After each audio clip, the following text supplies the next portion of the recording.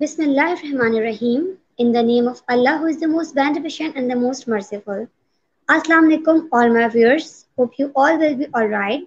This is your host Dania. Today, my guest is Muhammad Abdullah. Assalamu alaikum, sir. How are you? जी वालेकुम सलाम। अल्लाह का शुक्र है। आप सुनाएं, कैसे हैं? खैरियत से? I'm fine too. Sir, thank you जी, so much, first of all, for your valuable time. जी, थैंक यू तो वेरी हम मच। इंटरव्यू स्टार्ट करते हैं। आप हमें अपने बारे में बताइए। आप कहाँ से जी बिलोंग करते हैं? आपकी क्वालिफिकेशन, योर प्रोफेशन। जी जी बेसिकली मेरा नाम मोहम्मद अब्दुल्ला जावेद है और मेरा ताल्लुक़ जो है वो फैसलाबाद के एक नवाही गांव से है। बेसिकली मेरी एजुकेशन जो है वो मैं बीएस ऑनर्स फिज़िक्स कर रहा हूँ यूनिवर्सिटी ऑफ पंजाब लाहौर से। और साथ में जो है वो एज अ लेक्चरर जॉब कर रहा हूँ in physics in different schools colleges and academies. सही। सर, सबसे पहले आप हमें ये बताइए कि इस टाइम फैसलाबाद का एटमॉस्फेयर कैसा है? वहाँ का वेदर कैसा जी है? जी, बिल्कुल। एटमॉस्फेयर की जहाँ तक बात की जा सकती है तो इस वक्त जो है वो मौसम जो है वो काफ़ी अभरालूद है और बारिश हो रही है सुबह से। यानी आप कह लें काफ़ी ठंडा सा मौसम हो गया है। ओके। जी, तो सबसे पहले आप हमें अपने बारे में बताइए कि आप क्या जो है एम ऑफ लाइफ क्या है? आप अपने आप को आज से 10 साल बाद कहाँ देखना चाहते हैं? जी, बेसिकली मेरा एम ऑफ लाइफ बेसिकली जो है वो है स्किलफुल यूथ के लिए। मैं जो है वो यूथ में स्किल्स को जो है वो बेसिकली प्रमोट करने के लिए जो है वो मैं इंशाल्लाह जो है वो उस पर काम करना चाह रहा हूँ। जैसे ही मेरी स्टडीज़ कंप्लीट होंगी, ठीक है, तो इस पे मैं जो है वो as a full time work जो है वो मैं स्किल्स पे काम करना शुरू करूँगा। और उसकी नीड बेसिकली ये है कि हाँ, मैं जो है वो खुद भी इस चीज़ को फील करता हूँ और अपने इर्द गिर्द भी लोगों को देखता हूँ, बच्चों को जो कि बिल्कुल जो है वो स्किल से उनमें स्किल सेट है ही नहीं है। तो बेसिकली जो है वो मेरा आने वाला काम जो है वो बेसिकली स्किल्स के ऊपर ही है और मैं स्टूडेंट्स के अंदर जो है वो सॉफ्ट स्किल्स, हार्ड स्किल्स तो हमारे पास होती हैं, सॉफ्ट स्किल्स के ऊपर काम करना चाहूँगा। और मेरा एम जो है वो बेसिकली यही है कि मैं जो है एज ए एंटरप्रेन्योर, ठीक है, तो मैं इस चीज़ पे काम करूँ और इस चीज़ को मैं आगे जो है वो परसू करूँ। सही। सर, मतलब आपका एरिया ऑफ इंटरेस्ट फिजिक्स है। मतलब मुझे इस बारे में बहुत सरप्राइजिंगली लगा क्योंकि हमारी यूथ जो है वो फिजिक्स को सिंपली ड्राई सब्जेक्ट कहती है। तो बिल्कुल। आपको फिजिक्स में इंटरेस्ट कैसे रहा? हाँ बिल्कुल, मैं आपको ये बात बताता हूँ। बेसिकली जब जब मैंने एफएससी कर रहा था ना, तो मुझे भी फिजिक्स में बिल्कुल इंटरेस्ट नहीं था। और मैं फिजिक्स में जो है पार्ट वन में मेरे नंबर भी काफ़ी कम थे। लेकिन जब मैं आपको बात बताऊं कि फिजिक्स जो है वो बेसिकली आपकी टीचिंग मेथोडोलॉजी पे डिपेंड करता है कि आप स्टूडेंट को किस टीचिंग मेथोडोलॉजी से पढ़ा रहे हैं, ठीक है। एक अच्छा उस्ताद वही होता है जो स्टूडेंट्स के अंदर जो है वो एक ऐसी चाह पैदा करे कि वो उस सब्जेक्ट को बहुत अच्छे तरीके से पढ़े। तो मैं अल्लाह ताला का शुक्र अदा करना चाहूँगा कि मुझे जो है वो एफएससी में ऐसे टीचर जो है वो मिले जिनसे जो है वो मेरा इंटरेस्ट डेवलप हुआ फिजिक्स के अंदर। उसके बाद फिर मैंने जो है वो इसे as a core subject as जो है वो मैंने इसे चूज कर लिया फिजिक्स को, ताकि जो है वो मैं आगे स्टूडेंट्स के अंदर जो है वो फिजिक्स के रिलेटेड जो वो उनके अंदर गलत बातें पाई जाती हैं, जैसे आपने कहा कि ड्राई सब्जेक्ट है, ऐसी कोई बात नहीं है। बहुत ही इंटरेस्टिंग सब्जेक्ट है। अगर आप इसे जो है वो समझ के पढ़ें और आपको जो पढ़ाने वाला टीचर है वो आपको ऐसी मेथोडोलॉजी से पढ़ाए ताकि आपको जो है वो उसमें इंटरेस्ट डेवलप हो और आप दिन ब दिन नई चीज़ें जो है वो सीखते चले जाएं, ठीक है। तो बेसिकली हम जो है वो सब्जेक्ट को, जो हमारे अक्सर टीचर्स हैं, वो बेसिकली सब्जेक्ट को, जो फिजिक्स सब्जेक्ट है, उसे एज आ पेपर्स के पॉइंट ऑफ व्यू से पढ़ाते हैं।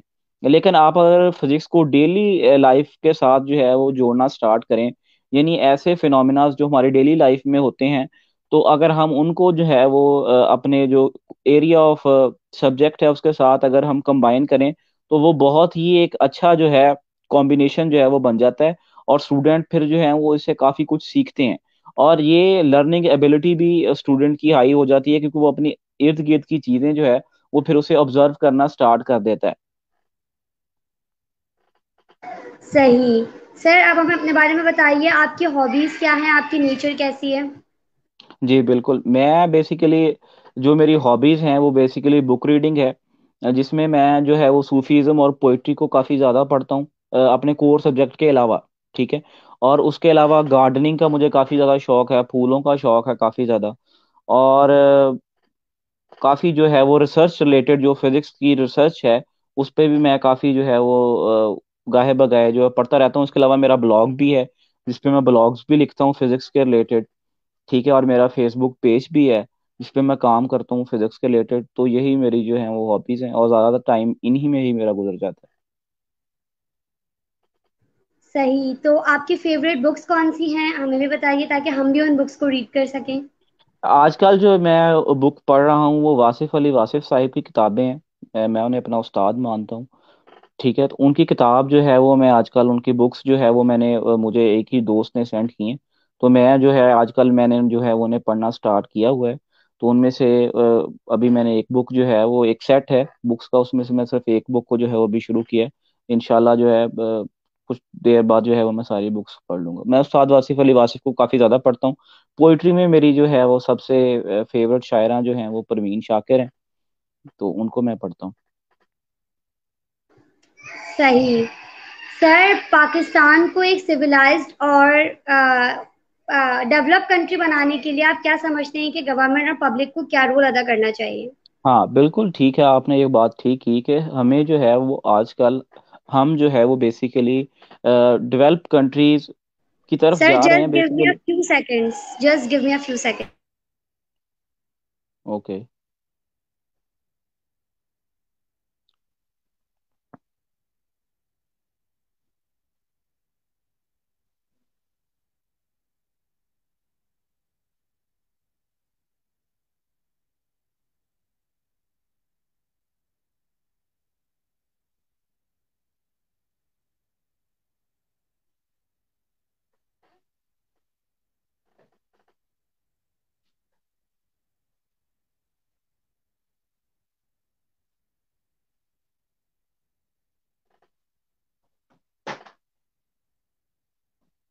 जी सर, सॉरी, आप हमें बताइए थैंक यू। कि कोई मसला नहीं पाकिस्तान को एक जी। सिविलाइज्ड और डेवलप कंट्री बनाने के लिए हमें और गवर्नमेंट को क्या रोल अदा करना चाहिए? बेसिकली गवर्नमेंट को जो है वो पहले तो हमारे एजुकेशन सिस्टम को चेंज करना पड़ेगा। उसकी मिसाल मैं आपको ऐसे देता हूँ कि अगर हम फॉरेन एजुकेशन सिस्टम को देखें, तो उसमें बेसिकली ये है कि हम कोर सब्जेक्ट्स तो पढ़ाती हैं, साथ बच्चों में स्किल भी डेवलप करते हैं। ठीक है, लेकिन हमारे जो है बदकिस्मती से हमारे पाकिस्तान में ऐसा नहीं होता। ठीक है, हम जो है वो सिर्फ जो है वो कोर सब्जेक्ट्स के ऊपर ही ध्यान देते हैं, बच्चों में कोई स्किल सेट नहीं होता। तो इस पे हमारी गवर्नमेंट को काम करना चाहिए। ये सिर्फ हमारे A+ कैटेगरीज के जो स्कूल्स हैं ना, महंगे महंगे, वही ये काम कर रहे हैं कि वो बच्चों को काफी जो है वो स्किल सेट की तरफ लेके जाते हैं। लेकिन हमारे गवर्नमेंट स्कूल्स जो हैं, क्योंकि हमारी ज्यादातर पॉपुलेशन जो है वो बिल्कुल गरीब है और काफी पसमानदा इलाकों से ताल्लुक रखती है, तो ना ही वो अफोर्ड कर सकते हैं और ना ही वहाँ पर ऐसे स्कूल्स मौजूद हैं। तो हमारी गवर्नमेंट को चाहिए कि वो गवर्नमेंट स्कूल्स में ही ऐसी फैसिलिटीज प्रोवाइड करे जिससे हमारे स्टूडेंट्स के अंदर सब्जेक्ट रिलेटेड नॉलेज के साथ साथ ही बच्चे में स्किल्स भी हों, ताकि वो अगर उसे ज़रूरत पड़े तो वो अपने आप को जो है वो मार्केट में ला सके। ठीक है, जिसमें हमारे पास सॉफ्ट स्किल्स हैं, डिफरेंट तरह के बच्चों को डिफरेंट तरह के सॉफ्ट स्किल्स सिखाने चाहिए।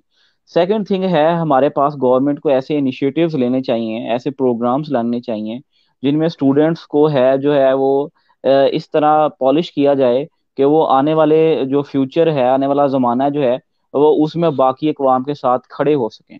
तो हमें इस तरह के इनिशिएटिव्स की ज़रूरत है। और आई होप कि गवर्नमेंट जो है वो इस पे काफ़ी जो है वो काम कर रही है, और इंशाल्लाह आने वाले वक्त में जो है वो आपको डिफरेंट चीज़ें मिलेंगी। गवर्नमेंट के अलावा हमारे दूसरे लोग जो हैं प्राइवेट सेक्टर में, वो भी काफ़ी काम कर रहे हैं। ठीक है, जिसमें डिफरेंट फाउंडेशंस हैं, डिफरेंट स्पीकर्स हैं, तो वो इस चीज़ पर काम कर रहे हैं। और आई होप कि आने वाले वक्त में जो है वो हम अपनी यूथ को जो है वो स्किलफुल यूथ में जो है वो कन्वर्ट कर सकेंगे। सही। सर, पाकिस्तान की जो थ्री मेजर प्रॉब्लम्स हैं वो हैं, एक तो पॉवर्टी, दूसरा अनएम्प्लॉयमेंट और तीसरा करप्शन। इनको सॉर्ट आउट करने के लिए आपके पास क्या आइडियाज हैं कि किस तरह से ये तीनों प्रॉब्लम सॉर्ट देखिए आउट जी, हो सकते आपने पहले बात की पॉवर्टी की, दूसरी की अनएम्प्लॉयमेंट की। ठीक है, तो ये दोनों आपस में इंटरलेटेड हैं। उसकी रीज़न ऐसे है कि अगर हमारे पास स्किल होगा ना, तो हम जो है वो पॉवर्टी को ख़त्म कर सकेंगे, हमारे पास एम्प्लॉयमेंट जो है वो भी ख़त्म हो जाएगी। बेसिकली रीज़न है कि हमारे स्टूडेंट के पास जब वो 16 ईयर एजुकेशन कंप्लीट करता है तो उसके पास कोर सब्जेक्ट के अलावा कोई और नॉलेज नहीं होती। तो यही सबसे बड़ा ड्रॉबैक है। और ना ही हमारे पास इतनी सीट्स की अवेलेबिलिटी होती है कि हम स्टूडेंट को एक अच्छी जॉब ऑफर कर सकें किसी गवर्नमेंट सेक्टर में, ठीक है। तो फिर वो स्टूडेंट जो है वो सफ़र करता है। तो मेरा मानना ये है कि हम स्टूडेंट को जो है वो हमें स्किल देनी चाहिए, ताकि वो ऑफलाइन के साथ साथ ऑनलाइन वर्क भी कर सके, जैसा कि हमारी different free lance market place हैं, जैसा कि हमारे पास अपवर्क है, फाइवर है, ठीक है, guru.com है, फ्रीलांसर है। तो हमें ऐसी स्किल्स होनी चाहिए हमारे पास जिन्हें हम सेल करके जो है वो अपनी ऑनलाइन इनकम को कर सकें। इससे हमारी जो है वो पॉवर्टी भी जो है वो भी खत्म हो जाएगी, और हमारे पास जो अनएम्प्लॉयमेंट।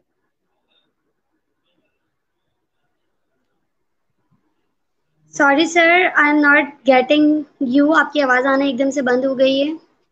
जी जी, आप मेरी आवाज़ सुन रही हैं? आप एक काम कीजिए, आप लीव करके दोबारा ज्वाइन कीजिए क्योंकि आपकी आवाज़ नहीं आ रही मुझे।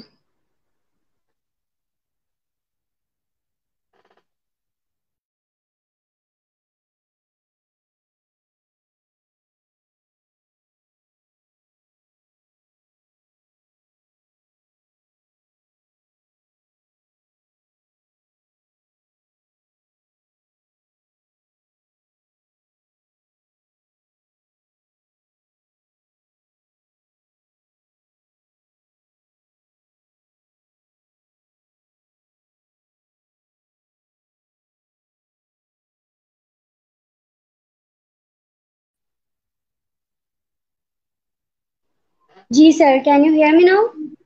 यस यस, आप मुझे सुन पा रही हैं? Sir, suddenly your voice is not coming. I think I don't know कोई व्हाई। इशू आ रहा है स्ट्रीम यार्ड में, वो बंद हो जाती है अचानक ही।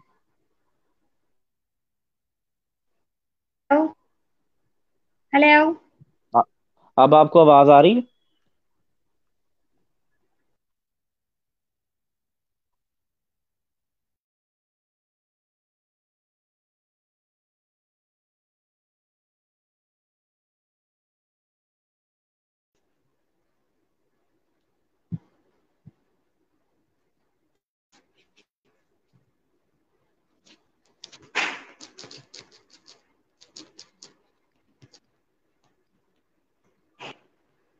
अब आपको आवाज़ आ रही है मेरी? जी, जी बिल्कुल। एक्चुअली लाइव स्ट्रीमिंग पे ये इशू हो जाता है एकदम नेटवर्क्स का कि सडनली आवाज़ आना बंद हो जाती है, वीडियो पॉज हो जाती है। इसलिए जी, तो कंटिन्यू कीजिए। हाँ जी, हम बात कर रहे थे बेसिकली स्किल्स के ऊपर, कि अगर हम यूथ को स्किलफुल करेंगे तो बेसिकली हम जो है वो इन दो मेजर प्रॉब्लम्स, जिसमें पॉवर्टी हमारे पास है और हमारे पास अनएम्प्लॉयमेंट है, हम इसे ख़त्म कर सकते हैं। सही। अच्छा सर, आप हमें ये बताइए कि पाकिस्तान जो है उसमें करप्शन की भी मैंने आपसे बात किया, आपने करप्शन के बारे में मुझे नहीं बताया कि करप्शन हर हम्म, पेशे में है। चाहे दो बिल्कुल। रुपए की हो, चाहे 2 करोड़ की हो, छोटे से लेके देखिए, हर बड़े प्रोफेशन में उसको कैसे सॉर्ट आउट करें। मैं आपको बताऊं कि इंसान जो है वो बेसिकली जब उसकी ख्वाहिशात बढ़ना शुरू हो जाती हैं ना, तो फिर वो बढ़ती ही चली जाती हैं। और फिर एक वक्त ऐसा आता है कि फिर वो एक ऐसी दलदल में चला जाता है जिसमें फिर वो उससे निकलना मुश्किल हो जाता है। तो उन ख्वाहिशात को पूरी करने के लिए फिर इंसान जो है वो गलत रास्ते चूज करता है, जिसमें करप्शन सबसे बड़ा है, जो आजकल हमारे हर शोबे में पाई जाती है। उसका बेसिकली मसला ये है कि हम जो है वो दीन से बहुत ज्यादा दूर हैं, ठीक है। अगर हमें पता हो कि करप्शन करने के कितने नुकसानात हैं और इससे क्या क्या कुछ होता है, तो फिर हम इस सारी चीजों से दूर हैं, ठीक है। हम बेसिकली आप देखेंगे कि हम बच्चों को इस्लामियात पढ़ाते हैं सिर्फ जस्ट के as a course, core book. Basically हमारा रिलीजन इस्लाम है, लेकिन हम उसे प्रमोट वैसे नहीं करते, हमारे स्टूडेंट्स को पता ही नहीं होता, ठीक है, इन सारी चीजों के अलावा। तो इसे इसी तरह ही अगर हम जो है वो इस्लामिक इस्लाम को फॉलो करेंगे, इस्लामिक टीचिंग्स को फॉलो करेंगे, सुन्ना को फॉलो करेंगे, कुरान को और हदीस को फॉलो करेंगे, तो देन हम ऐसी चीजों से दूर रह सकेंगे। तो आपको मैं बताऊं कि ऐसी चीजों से बचने के लिए हमें किसी मेंटोर की जरूरत होती है। तो सबसे ज्यादा सबसे बड़े मेंटोर जो हैं वो हमारे प्यारे नबी हजरत मोहम्मद सल्लल्लाहु अलैहि वसल्लम हमारे लिए सबसे बड़े मेंटोर हैं। तो हमें उनकी सुन्ना को फॉलो करना चाहिए। उनकी सुन्ना जो है वो हमारे लिए हर पेशे में जो है वो एज अ रहनुमा वो हमारे लिए मौजूद है। तो हमें उन्हें चाहिए कि हम उन्हें फॉलो करें। हम बेसिकली अपनी ख्वाहिशात को तूल देते चले जाते हैं, और एक वक्त ऐसा आता है कि फिर हम इन सारी चीज़ों को भूल जाते हैं, और फिर हम उनको ख्वाहिशात को पूरी करने के लिए फिर डिफरेंट तरह के जो है वो रास्ते जो है वो अपनाते हैं, उनमें करप्शन भी है। सही। अच्छा सर, ये बताइए कि आपके लिए, आपके ओपिनियन के हिसाब से की ऑफ सक्सेस क्या है, और किसी भी इंसान को सक्सेसफुल होने के लिए किन रूल्स पर या किन जो है ना कीज पर फॉलो करना चाहिए? देखिए जी, सक्सेस मेरे लिए बेसिकली वो है जिसपे इंसान इनर तौर पे जो है वो सेटिस्फाई हो।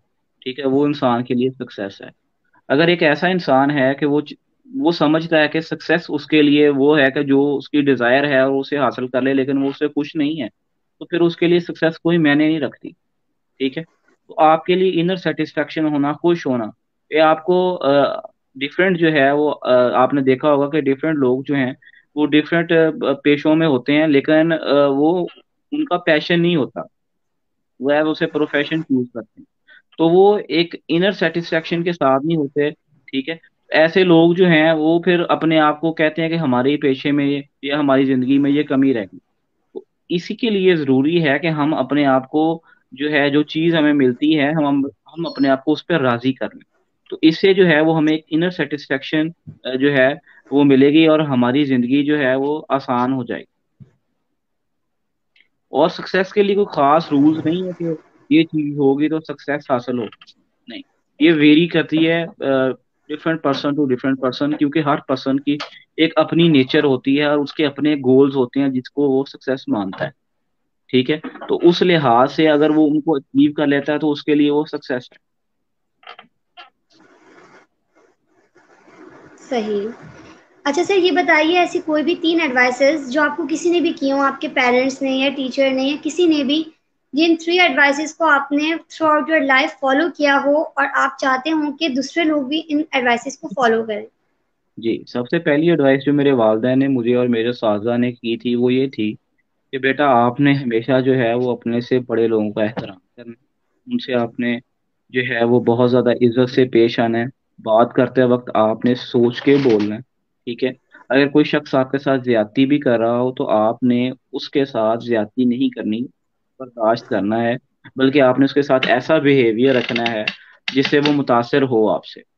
ठीक है, तो और इसके अलावा जो है वो बेटा, आपने अपने दीन इस्लाम और सुन्ना को फॉलो करना है। अगर आपको कहीं पे ऐसा लगे जिंदगी में, कोई ऐसा आपको फैसला करना पड़ जाए जिसमें आप जो है वो आपके पास ये ऑप्शन हो कि आप अपनी दिल की सुने, या मतलब आप जो है वो उसे इस्लामिक पॉइंट ऑफ व्यू से देखें, तो बेटा आपने इस्लाम पे चलना है।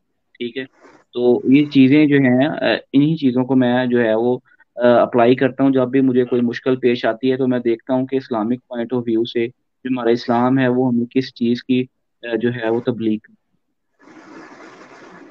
सही। अच्छा सर, ये बताइए कि आप अपनी लाइफ में किसे आइडलाइज करते हैं, और मतलब आइडलाइज करने के लिए वजह क्या है कि वो क्यों आपकी आइडियल पर्सनालिटी है? बेसिकली मेरे आइडियल मेरे नबी हज़रत मोहम्मद सल्लल्लाहु अलैहि वसल्लम हैं। बेसिकली सबसे ज़्यादा आइडियल पर्सनैलिटी जिन्हें गैर मुस्लिम भी जो है वो अपना आइडियल सवर करते हैं। बेसिकली रीज़न, सबसे बड़ी रीज़न ये है कि उनकी पूरी ज़िंदगी जो है वो तमाम इंसानियत की जितने भी जो मसले मसाइल हैं उन सबको कवर करती है। ठीक है, अगर आप उनकी ज़िंदगी को पढ़ना शुरू करें, ठीक है, तो आप देखेंगे कि हर चीज जो है वो हमें उनकी जिंदगी से मिलती है। अगर आप पेशा करना चाहते हैं, कोई आपने काम शुरू करना है, तो फिर आप कैसा बिहेवियर आपका होना चाहिए, आपने कैसे करना है, हमें उनकी जिंदगी से मिलता है। अगर आपने टीचिंग करनी है तो टीचिंग मेथडोलॉजी क्या होनी चाहिए, वो आपको उनकी जिंदगी से मिलता है। अगर आपके साथ कोई ज्यादती करे तो आपने उनके साथ कैसे बिहेव करना है, हमें उनकी जिंदगी से मिलता है। नीज हमें उन्होंने तमाम इस्लाम को प्रैक्टिलाइज करके हमें दिखा दिया कि अगर हमारे पास ऐसी सिचुएशन हो तो हमने उसको इस तरीके से हैंडल करना है। और इससे बड़ी मेरे लिहाज से इस दुनिया में कोई शख्सियत नहीं हो सकती जो इतनी आइडियलाइज। सही। बिल्कुल ठीक कहा सर आपने। अच्छा ये बताइए सर कि पाकिस्तान के हर एरिया की कोई ना कोई चीज़ स्पेशल होती है, कहीं का फूड, कहीं का क्राफ्ट, कहीं की कोई चीज़। आपके जी बिल्कुल। एरिया की सबसे ज़्यादा फेमस चीज़ क्या है जिसके लिए लोग बेसिकली दूर-दूर से आते बताऊं कि मेरा जो गांव है ना वो सैंडविच है दो सिटीज के अंदर। एक डिस्ट्रिक्ट फैसलाबाद है और दूसरा तहसील गोजरा है।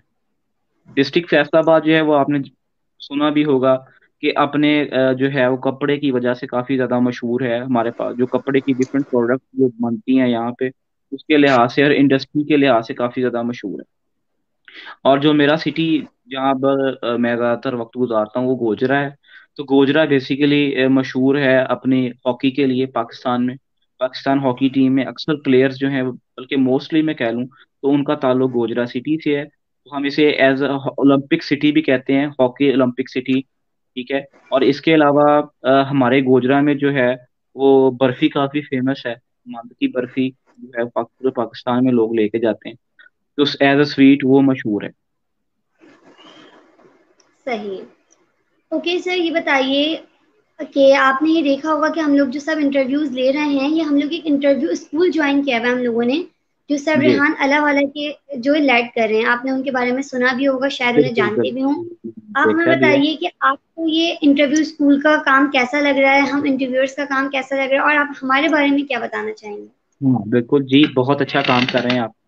बेसिकली ये इनिशिएटिव किसी ना किसी को तो लेना था, और ये इनिशिएटिव जो है वो सर रेहान अल्लाहवाला साहब ने लिया, रेहान फाउंडेशन ने लिया।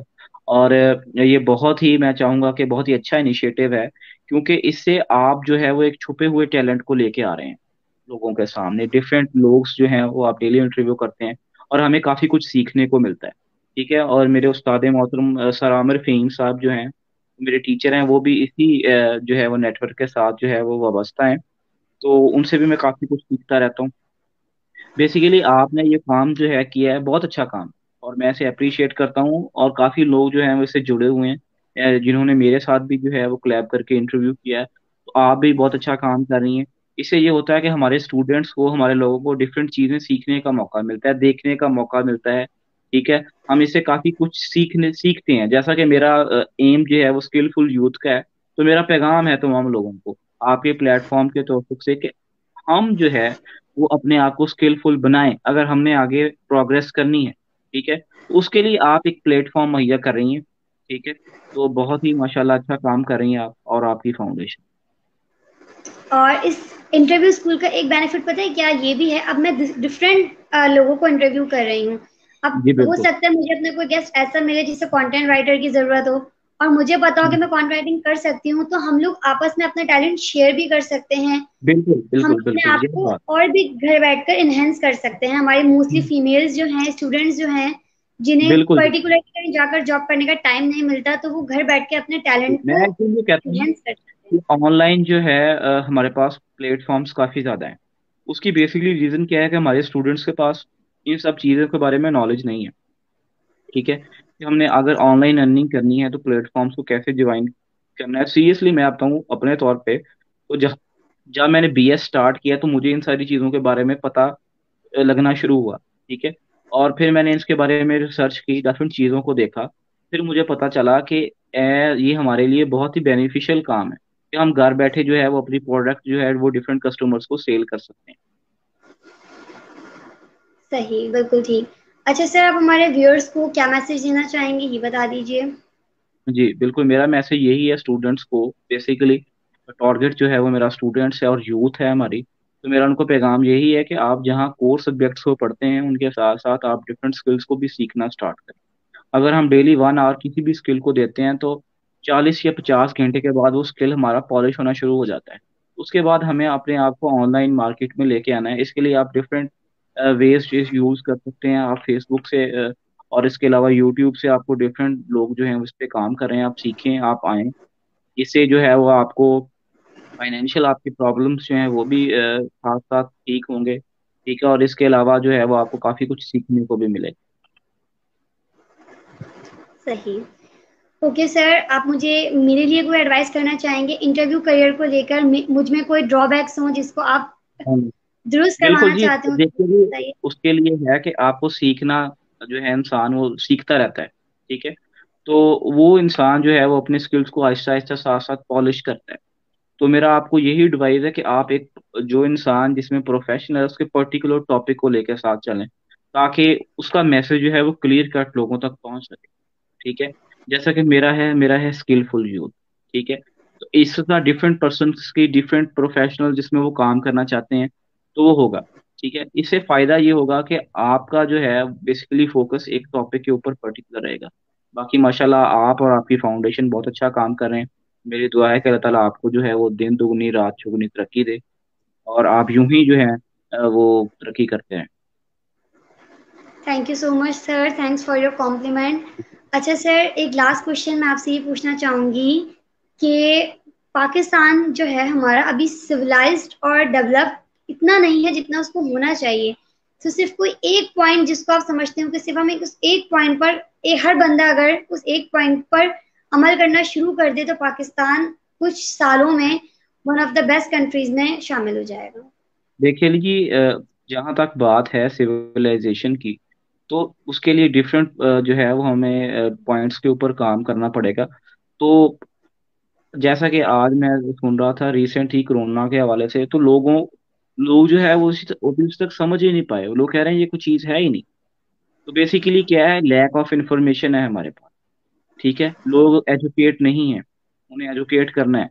ठीक है, अभी भी हमारी जो है वो एजुकेशन आप पसमानदा इलाकों में देखें। ठीक है, अभी हमारा डिस्ट्रिक्ट फैसलाबाद जो है वो तो काफ़ी लिटरेसी की तरफ है, लेकिन जो काफ़ी ऐसे इलाके भी हैं पाकिस्तान के जो बहुत ज़्यादा पसमानदा हैं, जहाँ मैं अभी तक काफी खुद भी गया हूँ, और वहाँ स्कूल्स भी नहीं है इतने अच्छे। ठीक है, तो हमें एजुकेशन के ऊपर काम करना होगा। हमें अपनी एजुकेशन जो कोर सब्जेक्ट्स हैं उनको चेंज करना होगा, हमें स्किल्स को ऐड करना होगा। आप अगर फॉरेन कंट्रीज में चले जाएं तो वहाँ स्टूडेंट्स जो हैं वो सब्जेक्ट रीडिंग के साथ साथ डिफरेंट प्रोजेक्ट्स के ऊपर भी काम करते हैं। तो बेसिकली ये है कि वो जब 16 ईयर या 14 ईयर के बाद अपनी एजुकेशन कंप्लीट करते हैं तो वो बेसिकली इस काबिल होते हैं कि वो अपने आप को फाइनेंशियली तौर पे भी और मोरली भी खड़ा कर सकें। तो हमारे स्टूडेंट्स को और हमारी गवर्नमेंट को इसके ऊपर इनिशिएटिव लेना चाहिए। सही। यहाँ मैं आप सबको, आपको भी और अपने व्यूअर्स को भी एक बात बताना चाहूंगी कि यही क्वेश्चन मैंने एक इंसान से पूछा था जिन्हें मैं बहुत आइडलाइज करती हूँ कि पाकिस्तान को बेटर बनाने के लिए सिर्फ एक पॉइंट जिस पर हर बंदे को फॉलो करना चाहिए, तो उन्होंने मुझे बहुत प्यारा आंसर दिया था कि हर बंदा बस ये सोच ले कि पाकिस्तान मैं चला रहा हूँ, पाकिस्तान जो भी है उसको सिर्फ अकेले मुझे चलाना है और कोई दूसरा बंदा नहीं है। आप ये भूल जाएं प्रेसिडेंट क्या कर रहे हैं, प्राइम मिनिस्टर क्या कर रहे हैं, ऑफिसर्स क्या कर रहे हैं, बिल्कुल। जो कुछ भी करना है सिर्फ मुझे करना है। अगर आप ये सोचकर काम करेंगे तो यकीनन कुछ सालों में Pakistan one of the best countries में शामिल होगा। जी तो मुझे उनका आंसर बहुत इंस्पायर किया था कि अगर हम खुद दूसरों का ब्लेम करने के बदले सिर्फ अपनी हाँ, जिम्मेदारी उठा लें ये और देखिए खुद जी, जैसे कि अमल मेरा करना है शुरू कर दें तो बिल्कुल दैट भी वुड बी उसका, मच बेटर। तो मैं अपना मोटिव खुद लेके चल रहा हूँ। ठीक है, वो मुझे भी काम करना चाहिए। जैसे जैसे मैं आगे बढ़ता जाऊंगा, लोग साथ मिलते जाएंगे और हमारा एक कारवान बनता जाएगा, जैसा कि आपका रेहान फाउंडेशन का भी एक कारवान बन गया इंटरव्यूज का। ठीक है, तो इसी चीज को हमें लेके चलना है। ठीक है, अगर हम छोटे छोटे स्टेप्स के ऊपर काम करेंगे तो आने वाले वक्त में ये एक कारवान बन जाएगा। तो हमें इस चीज के ऊपर काम करना चाहिए। बिल्कुल। Thank you so much sir, thanks for your valuable time. अपना बहुत सारा ख्याल रखिएगा, आपने हमसे बात की हमें बहुत अच्छा लगा। दुआ में याद रखिएगा। इजाजत। Thank you. जी, तो ये थे हमारे गेस्ट जो कि फिजिक्स में अपना जो है ना इंटरेस्ट रखते हैं। बेस ऑनर्स किया हुआ है उन्होंने फिजिक्स में, फिजिक्स के हवाले से पेज लीड कर रहे हैं। इनके साथ आपको हमारा इंटरव्यू कैसा लगा, इनकी थॉट्स, इनकी व्यूज आपको कैसे लगे, अपनी फीडबैक से जरूर आगाह कीजिएगा। इजाजत चाहती हूँ, आपके होस्ट दानिया। अल्लाह हाफिज।